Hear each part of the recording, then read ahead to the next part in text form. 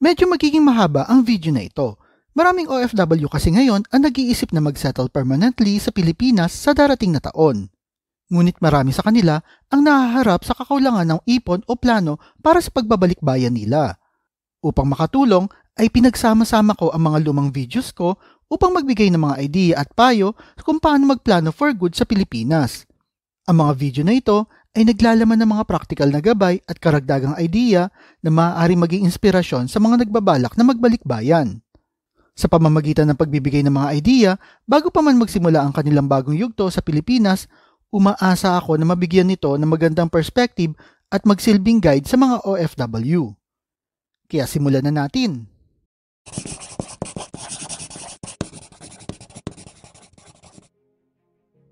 Naalala mo pa ba yung first time ka nag-abroad at sinabi mo sa pamilya mo o sa kaibigan mo na isang contract ka lang at uuwi ka na kaagad, o kaya pag nakaipon ka ay babalik ka na kaagad ng Pinas, at marami pang iba? Karamihan kasi ng mga OFW ay maraming plano bago magtrabaho abroad, at karamihan ay di naman nasusunod ang mga planong ito.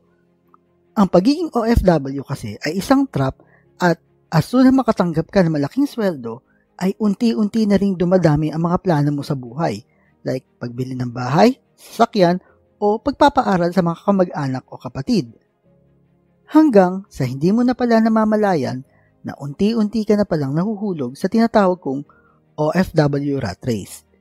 Ito yung mag-abroad, magtrabaho, padala ng pera, kumuha ng mga gastusin, tapusin ang contract, umuwi ng Pilipinas, ubusin ng pera, then repeat ulit.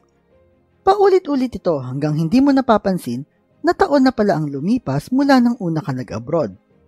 Wala namang problema dito kasi kailangan naman talaga natin magtrabaho.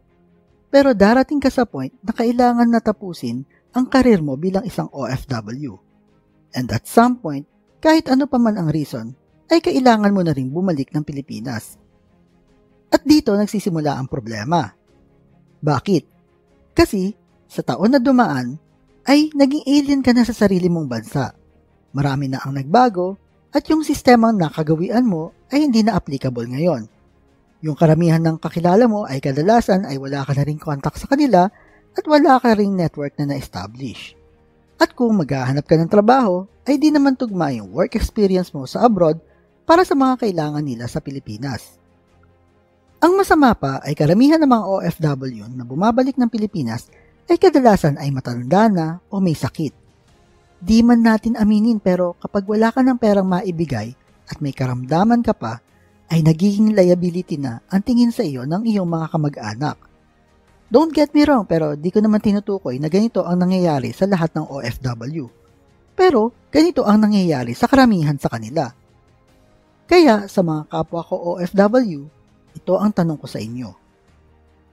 Hanggang kailan ka magtatrabaho abroad? Ngayong simula ng 2021, tanungin mo ang iyong sarili kung ano ang plano mo kung matapos man ang buhay mo o ang karir mo abroad. Paano mo masusustain ang iyong current lifestyle? Idea number 1. Magkaroon ng ipon para sa mga emergencies at opportunities. Ang pag-iipon ng pera ay ang first step patungo sa financial freedom. Ang pagkakaroon ng savings ay pagiging handa sa kung anumang emergency o opportunity ang dumating sa iyo. Pwede magkasakit ka at di ka makapagtrabaho ng ilang linggo, o kaya naman ay may business opportunity na dumating sa iyo at kailangan mo itong i-grab kaagad. Ano man ang reason ay importante na may pera kang nakalaan dito. Ang ideal emergency fund na sinasabi ng mga financial advisors ay dapat may at least 3 months na living expenses ka. Pero from my own experience, ay dapat meron kang at least 6 to 12 months para kahit paano ay maging financially confident ka in case na mawalan ka ng trabaho, lalo na sa panahon ng pandemic. Kung gusto mo magkaroon ng ipon tips, ay may ginawa akong video na makikita mo yung link sa baba ng videong ito. Idea number 2 ay mag-invest. Bilang OFW, maliban sa pagtatabi ng pera, importante din na bigyan mo ng trabaho ang pera mo. At ang best way na gawin ito ay sa pamamagitan ng investing. Pwede kang mag-invest sa stock market at mutual funds. Ito ang best option mo to invest your money kasi Dahil na rin sa tulong ng internet, ay madali mong mamomonitor ang iyong investments kahit nasa abroad ka. Basta beware lang sa mga investment opportunities na nangangakong high return of investment. Do your own research at mag-invest sa mga bagay na naiintindihan mo. At iwasan mo rin mag-invest o ubusin ang pera mo sa mga fixed asset tulad ng kotse, bahay, at sa business ng kamag-anak mo. Marami kasing OFW ang umuuwing luhaan dahil naloko sila ng sarili nilang pamilya at nadala sa pangako ng mga kamag-anak na mag-invest sa magandang opportunity and at the end of the day, walang nangyari sa perang pinaghirapan nila. Idea number 3 ay improve and increase cash flow. Ang iyong cash flow ay ang pinaka-importanting factor sa iyong financial life. Dapat ay alam mo kung saan galing ang pera mo at kung saan mo ito ginagastos. At may pagkakataon kasi na ang pagtatabi ng pera ay hindi na rin solusyon kung kailangan mo magkaroon ng additional sources of income. Lalo na sa panahon ngayon na maraming nawawalan ng trabaho, mahirap na nakadepende ka lang sa trabaho mo. Try mo maghanap ng mga ideas kung paano ka kikita ng extra, like freelancing, part-time jobs, o magsimula ng online business. Idea number 4 ay kumuha ng life insurance. Karamihan ng mga umuuwing OFW ay kadalasan natanggal sa trabaho, natapos na ang contract o yung may mga sakit na. Di maiiwasan na magkasakit lalo na kung nagtatrabaho abroad, whether nagkasakit ka dahil sa iyong working conditions o dahil na rin sa stress. At ang worst case scenario ay yung pumanaw ka habang nasa abroad. Wala naman kasi makakapredict nito at importante na maging handa sa major event na ito. At bilang isang OFW, mas gugustuhin ko pang pumanaw na di nagiging pabigat sa aking pamilya at ang pagkakaroon kasi ng life insurance is like leaving a legacy sa iyong pamilya at di na sila kailangan mag-worry financially dahil na rin sa perang iniwan mo. Idea number 5 ay invest in yourself. Tanungin nga kita, paano ka kaya makakapag-invest sa stock market kung di mo ito naiintindihan? O paano ka makakapag-setup ng business kung kulang ka naman sa kaalaman? Ang pag-aaral at pagbabasa ay napaka-importante at sa halip na ubusin mo yung oras mo sa paglalaro lamang ng mobile games o sa panonood ng K-drama, ugaliin mong magbasa. Pero di ko naman sinabi na maging bookworm ka. Pero at least magbasa ka ng mga libro na alam mong makakatulong sa iyo na ma-meet mo yung mga goals mo sa buhay. May 3 libro ako na gustong i-recommend sa inyo. Ang unang libro ay yung Rich Dad Poor Dad ni Robert Kiyosaki at considered ito as the best book tungkol sa financial literacy at para na rin magkaroon ka ng basic investment knowledge. Ang pangalawang libro ay yung 4-Hour Workweek ni Tim Ferriss. Para naman ito sa mga gustong matuto ng tamang concept ng passive income at time management. Ang pangatlo at ang pinaka-favorite kong libro ay yung The Millionaire Fastlane ni MJ DeMarco. Ang librong ito ay kinoconsider ng karamihan na the best book tungkol sa entrepreneurship.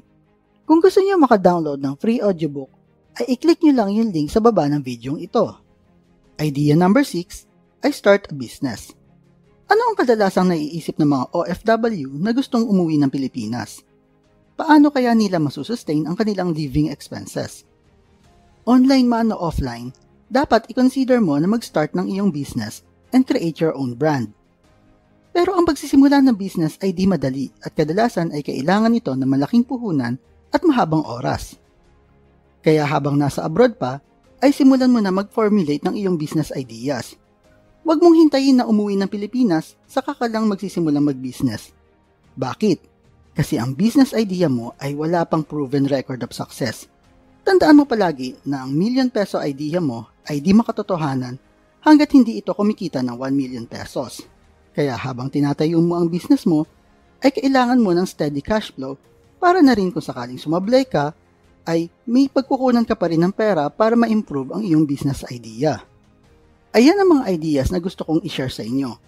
Gawin mong year of change ang 2021 to have something and become a better version of yourself. Start working on your goal at siguradong akong by 2022 ay makikita mo yung changes sa iyong sarili. I hope na intindihan nyo ang ibig kong sabihin sa video na ito. At kung mahilig kayo sa videos tungkol sa pera, motivation o business, Like and share nyo lang ang video na ito at kita-kita ulit tayo sa susunod na video.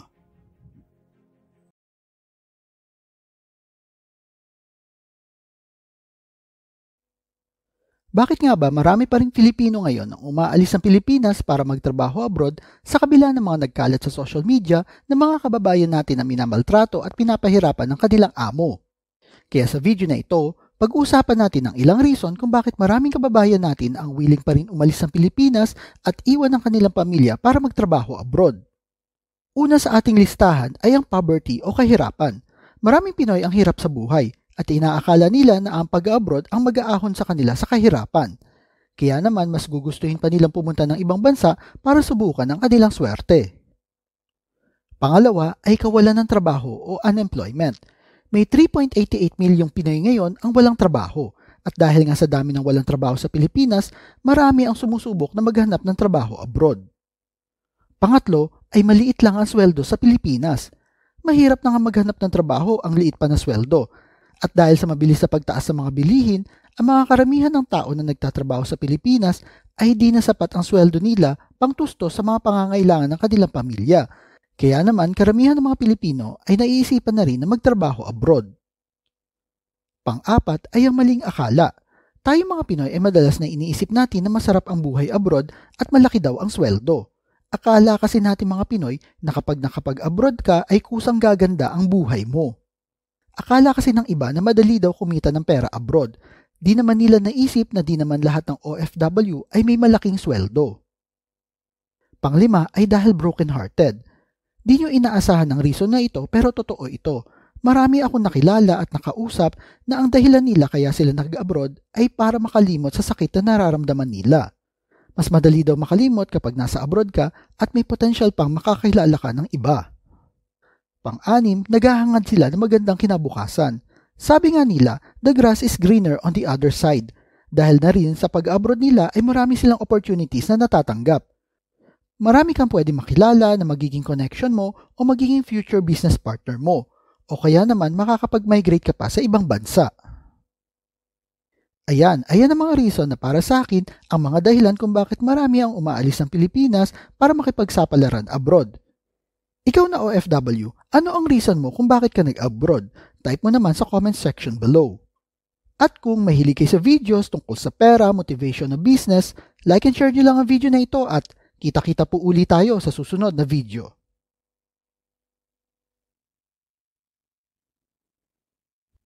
O nga pala, bago ko tapusin ang video na ito, ay may mga videos ako na gustong i-recommend sa inyo at makikita niyo yung link sa description o sa comment section ng video ito.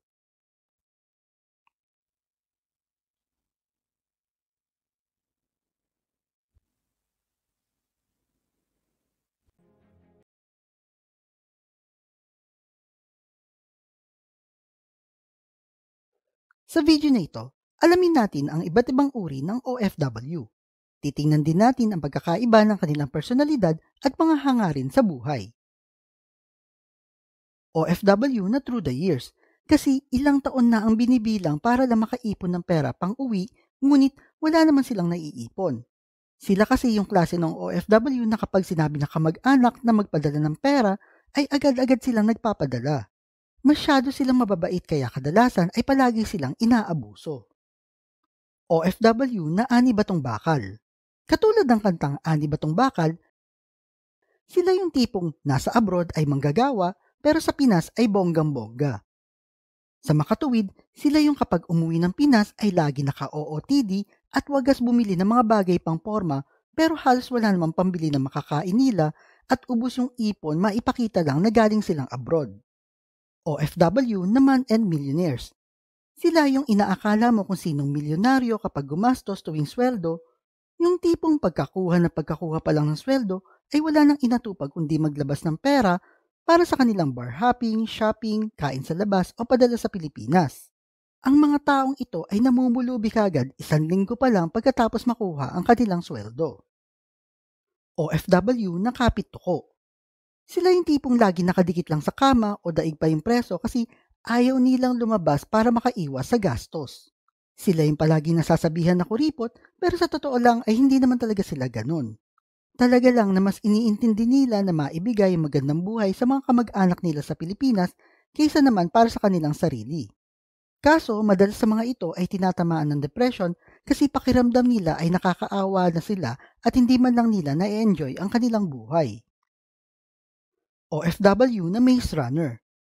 Sila naman yung tipong kung saan-saan nagtatago kapag nakikita na yung mga taong pinagkakautangan nila. Meron kasi silang utang mentality na okay lang gumastos ng gumastos kahit wala na sa kanilang budget kasi pwede naman sila mangutang sa iba. Sila ang best buddy ng mga OFW na month-end millionaires kasi kapag hindi na nagkasya yung sweldo sa gastos nila ay agad-agad na silang nangungutang sa iba. OFW na lingkod bayan. Sila yung mga nagtatrabaho na halos buong barangay ang kailangan nilang buhayin. Karamihan sa mga OFW na ito ay nabibilang sa sandwich generation kasi kaliwat kanan ang kanilang gastos at lahat ng kamag-anak nila ay nakaasa lang sa kanilang padala. At kadalasan, ang mga sweldo nila para sa mga susunod na buwan ay nakabudget na kagad na maipadala sa Pilipinas. OFW na business-minded. Sila yung mga tipo ng OFW na lahat ng uri ng business o pagkakakitaan ay sinubukan na nila. Maraming OFW yung umaasenso at marami din naman ang nalulugi dahil pilit nilang tinatayo ang kanilang business sa Pilipinas pero wala naman sila mapagkakatiwalaan na magpatakbo nito. OFW na financially responsible. Sila yung mga taong marunong mag-budget ng kanilang pera. Hindi nila hinahayaan na gumastos sila ng higit pa sa kanilang kinikita at nagpapadala lang sila ng pera na sa tingin nila ay sasapat sa gustusin ng kanilang pamilya. Hindi din sila basta-basta bumibili o gumagastos nang hindi kasama sa kanilang priority. Sila yung tipong maliban sa kanilang sahod ay naghahanap din sila ng paraan upang madagdagan ang kanilang kita. Ang iba sa kanila ay nag-i-invest ng portion ng kanilang sweldo para sa kanilang future. Alam kasi nila na hindi panghabang buhay ang pagtatrabaho nila abroad kaya sobrang importante sa kanila ang pag-iipon ng pera at mailagay ito sa tama. Sana lahat ng OFW ay ganito para naman maging makabuluhan ang paglayo nila sa kanilang pamilya. Ikaw ba, alin ka dito sa mga uri ng OFW? Type mo naman sa comment section below. At kung mahilig kayo sa videos tungkol sa pera, motivation o business, like and share nyo lang ang video na ito at kita-kita po ulit tayo sa susunod na video.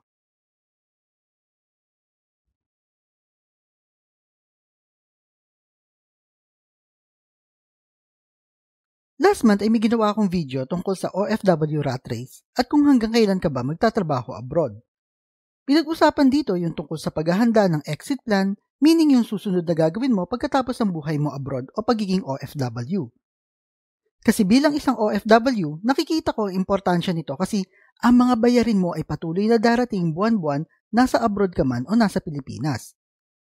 Pero kung OFW ka, tatanungin nga kita, ano bang naipundar mo sa pagtatrabaho abroad at makakatulong ba ito kung sakaling maisipan mong bumalik na ng Pilipinas? Kaya sa video na ito, aalamin natin ang ilang pagkakamali ng karamihan ng mga OFW and we will go deeper sa psychological factors kung bakit maraming OFW ang mahirap pa rin at kahit ilang taon sila magtrabaho ay wala pa rin silang ipon. Una ay dapat yes man ka. Normal na sa mga OFW yung katagang, pwede mo bang dagdagan yung padala mo? O kaya, birthday ko ngayon, padala ka naman ng panghanda at marami pang iba. Ito yung pinakamahirap tanggihan ng isang OFW, yung request ng pamilya nila. Kailangan ang sagot mo palagi ay yes, yes, and yes. Otherwise ay magtatampo sila. Dapat kasi ipaintindi natin sa mga nasa Pilipinas na di ka habang buhay magtatrabaho abroad at alam naman natin na at some point ay uuwi din tayo ng Pilipinas. Kaya better be ready kapag dumating ka na sa point na yun. Akala ng karamihan na gusto magtrabaho abroad ay masarap ang buhay sa abroad kasi malaki ang sweldo. Although may kalakihan nga ang sweldo pero malaki rin ang gastos mo. Ang karamihan ng mga OFW ay nabubuhay lamang sa buwan ng sweldo at walang ipon para sa mga emergencies tulad ng biglang pagkatanggal sa trabaho o pagkakasakit. Mahirap din mag-ipon kasi malaki nga ang kinikita mo pero pag na-convert mo sa pesos, malaki rin ang gastos mo sa pamumuhay abroad. Kaya kadalasan ay mapapaisip ka na lang kung tama pa bang magtrabaho ka abroad dahil na rin sa hirap ng buhay at pataas na cost of living sa ibang bansa. At kung gusto niyo pa magkaroon ng idea sa pagkakaiba ng pagtatrabaho abroad at pagtatrabaho sa Pilipinas, ay may video akong ginawa para maintindihan niyo ito at makikita niyo yung link sa description ng video ito.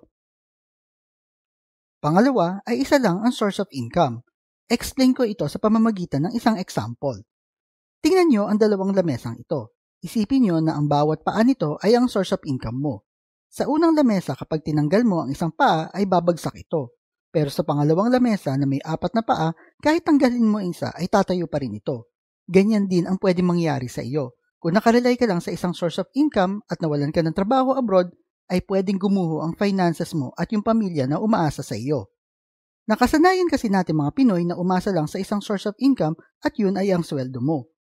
Pero mali ito, lalo na kung OFW ka kasi di mo alam yung takbo ng kumpanya mo at pwede kang palitan na mas bata at may mas mababang sweldo dahil na rin sa taas ng competition abroad. Kaya dapat ay turuan mo yung sarili mo at yung pamilya mo sa Pilipinas na gumawa pa ng ibang paraan para kumita ng pera. Para kung sakali mawalan ka ng trabaho abroad, ay may mga bagay pa rin na makapag-provide sa iyo ng income. Pwede kayong magsimula ng business, magtinda ng kung ano-ano, maging freelancer at marami pang iba. At para sa mga ideas ay check nyo yung link na makikita nyo sa description ng video ito. Pangatlo ay akala nila na forever ang sweldo. Ito ang kadalasang pagkakamali ng mga OFW. Dahil na rin sa pagkakaroon ng mas malaking sweldo compare sa Pilipinas, inaakala ng ibang OFW na tuloy-tuloy lang ang grasya. Kain dito, bili ng bagong damit, bagong cellphone at kung ano-ano pa. Siyempre, damay din yung mga nasa Pilipinas. Agad-agad din sila magpaplano sa Pilipinas na bumili o magpagawa ng bahay, bumili ng sasakyan, kaya kadalasan ay kapag natapos na ang buhay abroad at balik na sa Pilipinas, ay hirap na hirap yung iba na mag-adjust sa simpleng buhay. Nakalimutan na kasi na walang permanente sa mundo at kasama dyan ang sweldo mo, kaya biway sa paggamit ng pera. Pang-apat ay walang strategy. Madalas sabihin ng mga kababayan natin na bahala na o kaya kakayanin makapag-abroad lang. Ang problema ay karamihan ay walang basic information kung ano ang dadatnan nila sa ibang bansa. Tandaan natin na iba ang buhay sa Pilipinas at sa abroad at dapat bago ka mag-abroad ay may plan ka kung saan mapupunta ang income mo at kung paano mo ito gagastusin. Oo, naiintindihan ko na marami kang gusto para sa sarili mo at para sa pamilya mo pero tandaan mo palagi na di ka habang buhay na OFW. Sayang ang oras na pagtatrabaho abroad na di nakakasama ang pamilya. Ang hirap kasi sa ibang Pinoy ay aalis o mag-a-abroad nang wala man ng proper plan na gagawin, kaya karamihan ay sa halip na guminhawa ang buhay ay lalo pa naghihirap. At ang huli, mali ang taong pinakikisamahan. Ito ang isang pagkakamali ng mga OFW. Mali sila ng taong pinakikisamahan. Wala namang masamang makisama o makipag-kaibigan sa mga taong kasama sa trabaho o sa bahay. Pero dapat ay i-impluwensyahan kanila kung paano mag-ipon at mag-invest, hindi yung ituturo sa iyo ay kung paano mag-inom o kung paano ubusin ang pera mo. Pumili ka ng mga kaibigan abroad na ang pag-uusapan ay tungkol sa pera at sa business, yung mga tipong pinapahalagahan yung perang pinaghirapan. Tandaan mo palagi ito. You are the average of 5 people you spend the most time with. Kaya kung may 4 kang kaibigan na gastador, kilala mo na siguro kung sino yung pang-5. And I hope naintindihan nyo ang ibig kong sabihin sa video na ito. At kung mahilig kayo sa videos tungkol sa pera, motivation o business, like and share nyo lang ang video na ito at kita-kita ulit tayo sa susunod na video.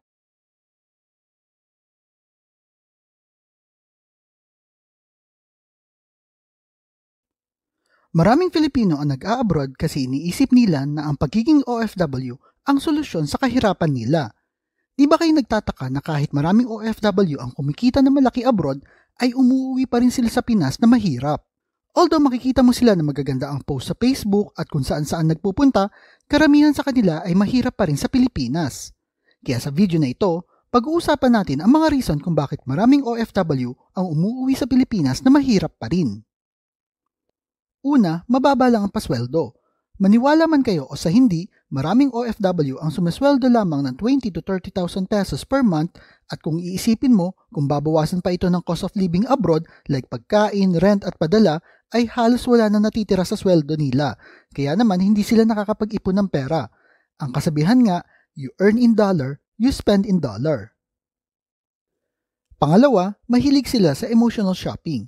Matatawag ko rin ito na retail therapy. Siyempre, karamihan ng mga OFW ay mag-isa lang abroad, kaya naman ang kalungkutan nila ay idinadaan lang nila sa pagbili ng mga bagay para sa kanilang sarili o dahil na rin sa stress sa trabaho. O kaya naman ay nagpapapackage sila ng mga gamit papuntang Pilipinas para sa kanilang magulang, asawa at anak dahil para sa ilang OFW, ito ang nagiging suhol para palagi silang maalala ng kanilang mga kamag-anak. Pangatlo, wala silang financial plan. Marami ang nag-aakala na panghabang buhay ang pagiging OFW, kaya naman todo-todo sila kung gumastos. Why not, kasi malaki naman ang sweldo. Pero ang hindi napapansin ng karamihan ay lumilipas ang panahon at tumatanda tayo. Kaya once na nagkasakit at di na kaya magtrabaho abroad, tapos wala pang ipon o kaya wala pang isang source ng income, then game over. Kaya sabi ng iba na nakausap ko ay YOLO daw, pero para sa akin ito ay enjoy now, suffer later. Pang-apat, todo kung magpadala ng pera. Although ito naman talaga ang main reason kung bakit tayo nag-abroad para makapagpadala ng pera sa Pilipinas, maraming OFW ang sobra kung magpadala ng pera dahil na rin sa tayong mga Pinoy ay likas na maawain at konting drama lang ay bibigay na kagad tayo at dadagdagan na natin ang ating padala, tuloy wala tayong ipon. Sabi nga ng mga nakausap ko, okay lang kahit walang makain abroad basta masaya ang pamilya sa Pilipinas. Ang panglima, maraming utang. Dahil uso na ang credit card, maraming OFW ang mahilig mag-swipe-swipe para mabili ang mga bagay na gusto nila. O kaya naman ay naglo-loan sila pambili ng bagong sasakyan o luxury bag, kaya naman karamihan ay nababaon sa utang. Pang-anim ay nag-iisang breadwinner. Kung napanood nyo ang video ko tungkol sa toxic na financial habits ng mga Pinoy, nasabi ko yung kung sino ang malaking sweldo, then siya ang taya. Sa mga di pa nakakapanood dito, ay iwan ko yung link sa baba ng videong ito. Ganito kasi ang madalas na problema sa mga Pinoy. Kapag nakapag-abroad na, lahat ay gustong iasa sa kanila. Kahit di naman nila ito responsibilidad. Nandyan yung pagpapagawa ng bahay, pagbabayad ng mga bills, pagpapaaral sa pamangkin o kapatid, kaya naman ang kawawang OFW ay di nakakapag-ipon. Pangpito, isa lang ang source of income. Tulad ng sinabi ko, hindi panghabang buhay ang pagiging OFW. Dapat maliban sa sweldo natin abroad, ay may ibang pang paraan pa tayong alam para kumita ng pera. Pwede kang kumuha ng part-time job mo tulad ng pagiging freelancer o kaya naman magsimula ka ng isang business. Kahit ano pa yan, ang importante ay talagang dapat kumita ka ng extra. Panoorin nyo ang video ko tungkol sa passive income ideas dahil lahat ng ideas sa video na ito ay pwedeng-pwede para sa mga OFW. Ayan ang mga reason kung bakit maraming OFW ang mahirap pa rin. At para sa akin, ang pagiging successful na OFW ay wala naman sa laki o liit ng sweldo, kundi kung paano ka nagtatabi ng pera at kung paano mo ito imamanage. Kayo ba, ano pa ba ang mga reason kung bakit maraming OFW ang mahirap pa rin? Type nyo naman sa comment section below. At kung mahilig kayo sa videos tungkol sa pera, motivation na business, like and share nyo lang ang video na ito at kita-kita po ulit tayo sa susunod na video.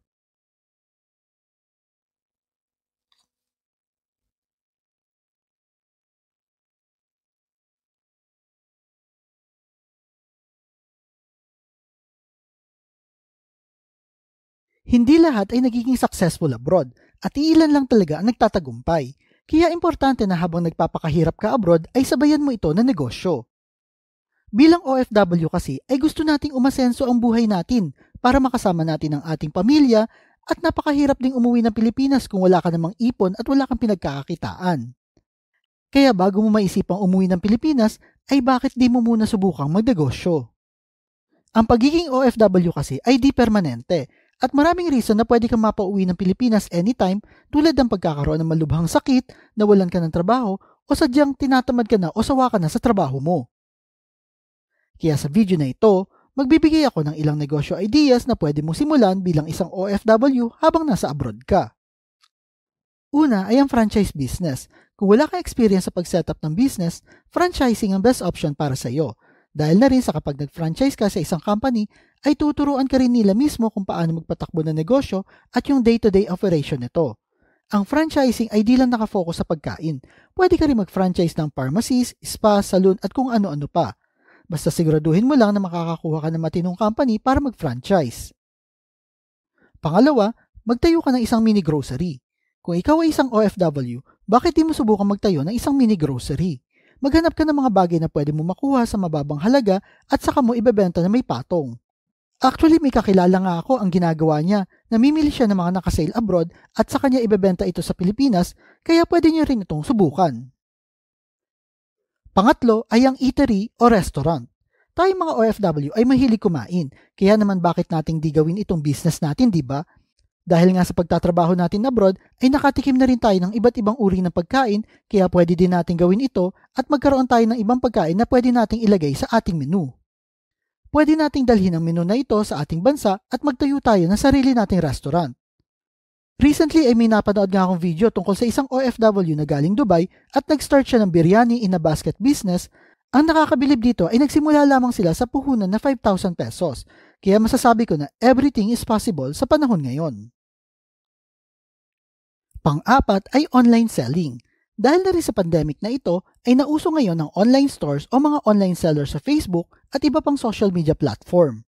Dahil na din sa madaming tao ang ginagawa ang kanilang pamimili sa pamamagitan ng internet. Marami ang yumaman sa paraan na ito. Actually, may mga nakausap nga ako na nagbebenta sila ng damit through Shopee at Facebook Marketplace, tapos ang products nila ay ina-outsource nila sa Taytay. Panglima ay ang rental business. Ito ang pinakasikat sa mga OFW. Dito ay wala kang dapat ibenta.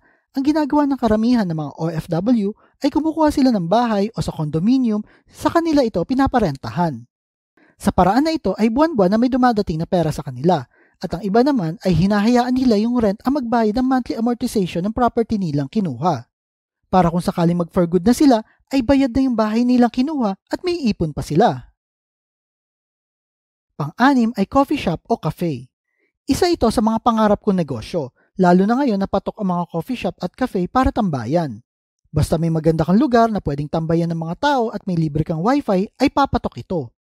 Although may kalakihan nga lang ang puhunan, pero ang tunay na magiging challenge mo dito ay kung paano mo imamarket ang business mo. Pang-pito ay ang farming business. Maliban sa mga rental business, kung ikaw ay may malaking lupain na pwedeng taniman ng halaman, gulay o kung ano mang pwedeng alagaan na hayop tulad ng manok, baboy, kambing at marami pang iba, bakit di mo subukan ang mag-farming business? Kahit di mo na maibenta ang mga pananim o produkto mo, ay pwedeng kayo naman mismo ang kumain nito. Nauso ang pagtatanim dahil na rin sa pandemya at sa patuloy na pagtaas sa mga bilihin. Iniisip ng mga tao na mas okay pa na ikaw na lang ang pipitas sa mga gulay mo kasi safe na, organic pa. Kayo ba? Ano pa ang mga business na pwedeng gawin ng mga OFW na di ko na isama sa list na ito? Type nyo naman sa comment section below. At sa mga gusto mag-business at kailangan ng guide kung paano simulan ito, may one-page business plan ako na ginawa na makakatulong para simulan ito. Basta punta lang kayo sa investandup.com/business. Tandaan lang natin na ang pagkakaroon ng sariling business ang end goal ng karamihan ng mga OFW. At ang pagsisimula nito ay isang long journey na kailangan ng oras, sipag, passion at unique skills para mapalago ito. At kung mahilig kayo sa videos tungkol sa pera, motivation o business, like and share nyo lang ang video na ito at kita-kita po ulit tayo sa susunod na video.